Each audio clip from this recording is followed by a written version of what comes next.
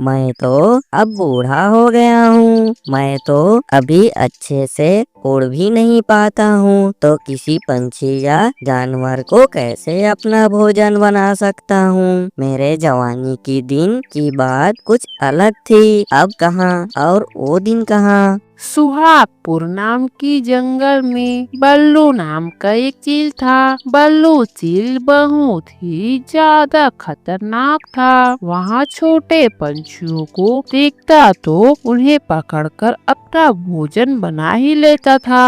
बचपन में मैं कितना तेज था और अपना भोजन किसी को भी बनाकर खा जाता था, लेकिन अब समय बीते जा रहा है, जिससे मेरा ताकत कम और शरीर कमजोर पड़ते ही जा रहा है। अरे ओ चील, तुम पेड़ पर बैठकर अकेले क्या बड़बड़ाते ही जा रहे हो? तुम पागल पागल तो नहीं हो गए ना? आजकल तुम्हारे वजह से मुझे हड्डी खाने को नहीं मिल रहा है। जग्गू लोमड़ी, तुम यहाँ कैसे? और मैंने तुम्हारा क्या बिगाड़ा है जो तुम्हें हड्डी खाने को नहीं मिल रहा है? बल्लू भाई, तुम आजकल अपना शिकार नहीं कर रहे हो। जब तुम शिकार करते थे, फिर जो हड्डी बचता था उसी से ही मैं अपना भूख मिटाता था, लेकिन तुम अब शिकार करना बंद ही कर दिए हो। मैं अब दिन ब दिन बूढ़ा होते ही जा रहा हूँ, जिससे मेरा शरीर कमजोर पड़ते ही जा रहा है। मैं अब खुद भोजन के लिए भूख मर रहा हूँ। जग्गू लोमड़ी बल्लू चील के बात को सुनकर वहाँ से चुपचाप जंगल की ओर निकल जाता है। इधर रामू कबूतर थक कर अपने घोंसले में सोया रहता है। जब शाम को बल्लू चील उसी रास्ते से गुजरता है तो उसे रामू कबूतर दिखाई पड़ता है। मुझे अब तो बहुत अच्छा उपाय सूझा है। ये कबूतर तो चैन की नींद सो रहा है, इसे मैं रात को आकर अपना भोजन बना लूँगा। बल्लू चील वहाँ से चुपचाप चला जाता है। फिर रात को वापस रामू कबूतर के पास आता है। फिर सोए हुए कबूतर को खा जाता है। आज तो मजा ही आ गया। बहुत दिनों के बाद कुछ खाने को मिला।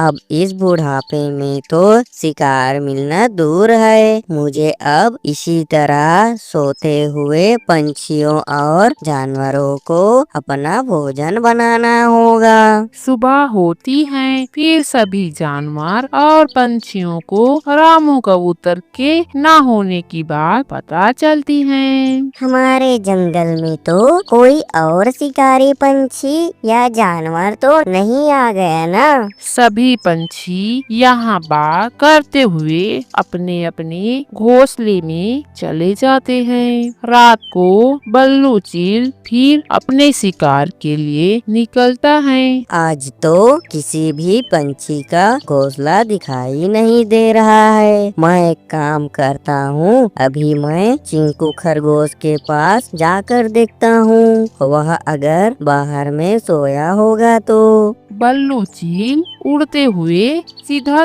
चीकू खरगोश के पास चला जाता है। तो चीकू खरगोश आराम से सोया रहता है। उसे भी पकड़कर बल्लू चील खाकर वहाँ से चुपचाप अपने घर को चला जाता है।